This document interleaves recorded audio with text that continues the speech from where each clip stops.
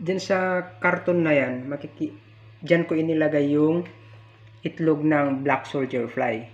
Yan, nung Huwebes. Ngayon ay Lunes na. So, in-expect natin na napisa na sila, ngayong araw na ito. Ngayon, i-close up natin, titignan natin kung napisa na nga yung ating yung itlog ng black soldier fly. Titignan natin kung nandyan sila sa pagala-gala na dyan sa container. So, i-zoom natin. Zoom natin. Yan, zoom natin. Kung makikita nyo yung mga puti-puti na yan, ay yan na yung mga larvae ng black soldier fly. Kita nyo? Oops, yan. Gumagalaw sila, Kanina, naka time 6 lang ito. Yan, kitang-kita natin, gumagalaw sila.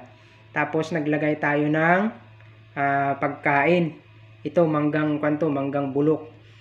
Yan, so makikita natin na na-attract na sila papunta sa pagkain. Yan, pupunta na sila sa pagkain.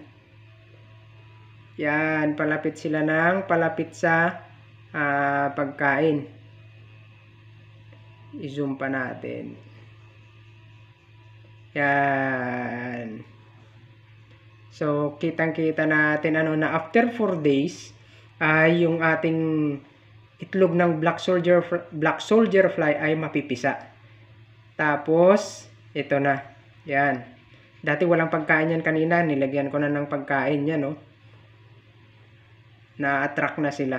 Pupunta na sila sa pagkain. Bulok na mangga yan.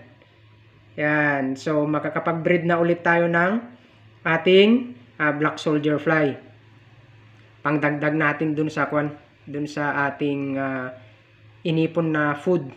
Ito pag after 4 days or 5 days, pag lumaki-laki na sila dito sa lalagyan na ito, ay ibubuhos ko na ulit sila dun sa aking inipon na pagkain.